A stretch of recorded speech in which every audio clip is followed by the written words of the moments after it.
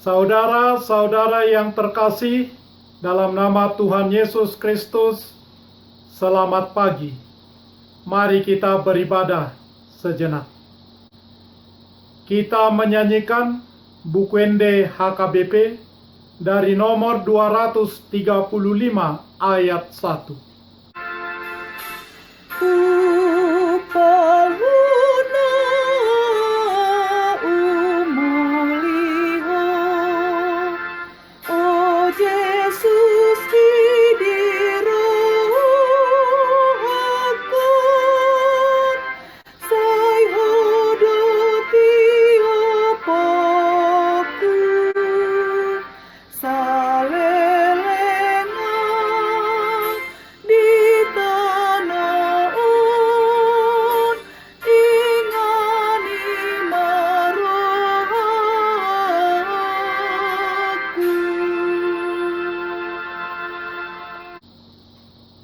Kasih karunia dan damai sejahtera dari Allah Bapa dan dari Kristus Yesus Tuhan menyertai saudara-saudara. Amin. Saudara-saudara yang terkasih, firman Tuhan renungan harian Selasa 15 Desember 2020 dari kitab Yesaya Pasal 62 ayat 3 mengatakan, "Engkau akan menjadi mahkota keagungan di tangan Tuhan, dan serban kerajaan di tangan Allahmu." Dalam bahasa Batak Toba mengatakan, "Jadi gabe tupal hamuliaun maho di tangan ni Jahuba, jala tuppal harajaon di tangan ni debatang." Demikian firman Tuhan.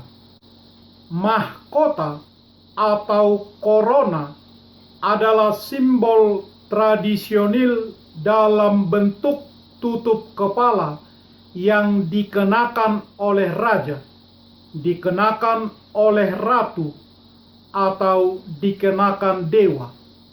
Mahkota merupakan lambang kekuasaan, legitimasi, keabadian, kejayaan, kemakmuran, dan kehidupan setelah kematian bagi pemiliknya.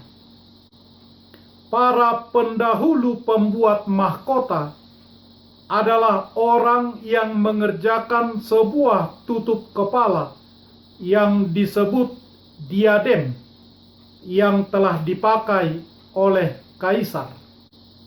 Hingga sekarang ini, seluruh dunia sedang giat-giatnya berusaha untuk selamat dari coronavirus 19. Nama coronavirus berasal dari bahasa Latin, corona, dan bahasa Yunani, korone, lingkaran atau untaian, yang berarti mahkota atau lingkaran cahaya. Namanya mengacu pada penampilan karakteristik virion, bentuk infektif virus dalam mikroskop elektron yang memproyeksikan pinggiran permukaan virus yang besar dan bulat, yang menghasilkan gambar yang mengingatkan pada mahkota atau korona matahari. Kepastian penghiburan harapan akan pemulihan, itulah yang dibutuhkan umat Israel yang sedang putus asa di pembuangan Babilonia. Mereka telah menolak Tuhan. Oleh karena itu, Tuhan mengirim mereka ke pengasingan. Tuhan mendisiplinkan mereka dengan keras. Nabi Yesaya menubuatkan bahwa Yerusalem akan menjadi reruntuhan. Yehuda akan dijarah sampai habis. Negeri itu akan sunyi senyap, tiada berpenghuni. kota yang dahulu sangat dibanggakan dan menjadi kenamaan bangsa-bangsa di sekitarnya, akan menjadi bahan ejekan dan celaan. Sejak mereka terbuang, Yerusalem dan Bait Allah dihancurkan. Umat Israel mengatakan mereka telah ditinggalkan oleh Tuhan. Yerusalem adalah ibu kota kerajaan Yehuda. Namanya berarti pengajaran akan damai sejahtera atau mengalirkan damai sejahtera. Ia adalah lambang kejayaan Israel. Yerusalem kadang disebut dengan Sion, yang dapat berarti tempat yang kering, berasal dari kata sia dalam bahasa Ibrani, berarti monumen yang terlihat sebagai petunjuk arah. Kitab Yesaya pasal 62 penuh dengan janji-janji meyakinkan bahwa keselamatan Israel sudah pasti. Sirus atau Kores dari Persia telah mengalahkan Babilonia dan menerapkan kebijakan baru mengizinkan umat Israel kembali ke Yerusalem dan bahkan menyediakan dana untuk membiayai pembangunan kembali Bait Allah. Kitab Esra pasal 1. Kembalinya umat Israel ke Yerusalem tidak menjadi peristiwa yang sepenuhnya membahagiakan, karena kota Yerusalem telah hancur, yang tinggal hanya reruntuhan, dan mereka mengalami tantangan dari penduduk sekitar. Maka tantangan itu menghentikan proyek mereka. Esra pasal 4 dan Nehemia pasal 4 dan pasal 5. Tuhan berjanji, oleh karena Sion, aku tidak dapat berdiam diri, dan oleh karena Yerusalem, aku tidak akan tinggal tenang, sampai kebenarannya bersinar seperti cahaya, dan keselamatannya menyala seperti suluh. Maka bangsa-bangsa akan melihat kebenaranmu, dan semua raja akan melihat kemuliaanmu, dan orang akan menyebut engkau dengan nama baru yang akan ditentukan oleh Tuhan sendiri. Engkau akan menjadi mahkota keagungan di tangan Tuhan, dan serban kerajaan di tangan Allahmu. Yerusalem yang dipulihkan digambarkan menjadi mahkota keagungan di tangan Tuhan dan serban kerajaan. Ini adalah cara puitis untuk mengatakan bahwa Yerusalem akan menjadi simbol kemuliaan Tuhan dan salah satu harta yang paling dibanggakan oleh Tuhan. Dan semua orang yang memberi dirinya dipimpin oleh patokan ini, turunlah kiranya damai sejahtera dan rahmat atas mereka dan atas Israel milik Allah.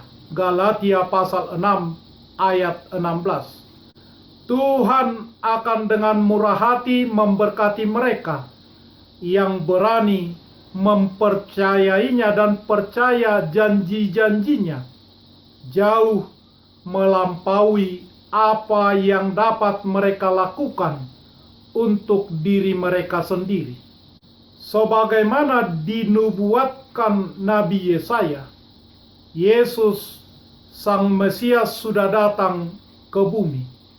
Ia disalibkan, diberi korona duri, mahkota duri, telah menjadi korban tebusan yang menyelamatkan setiap manusia yang percaya dari kematian karena dosa.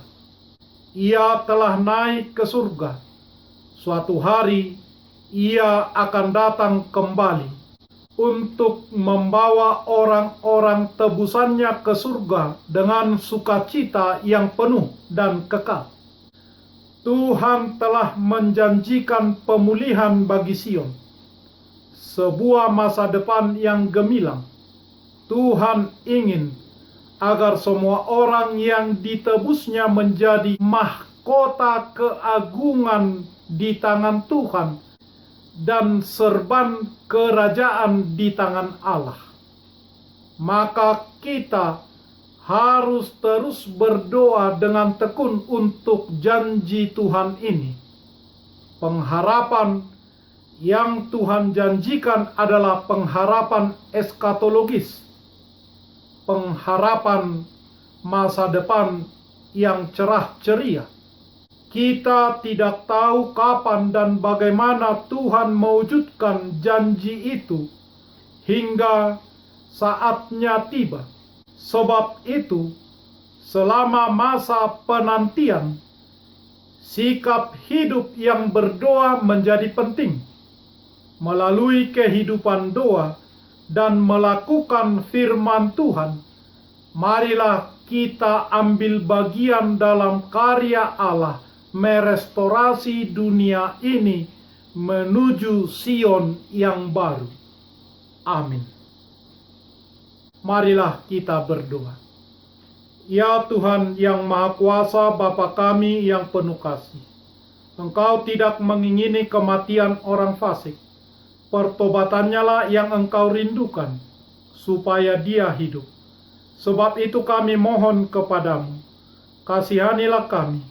Urungkanlah niat-Mu untuk menghukum kami. Ampunilah dosa kami supaya kami dapat hidup oleh karena kasih setia-Mu. Kuatkanlah kami supaya kami sanggup memulai suatu kehidupan yang baru di dalam firman-Mu dan setia menantikan-Mu untuk kedatangan-Mu yang kedua kali. Karena anak-Mu Tuhan Yesus Kristus Tuhan kami. Amin. Marilah kita menyanyikan buku nyanyian HKBP dari nomor 235 ayat 1. Yesus, Engkau mahkotaku yang paling indah bagiku. Engkau perlindunganku, tinggallah Kau di hatiku selama aku hidup.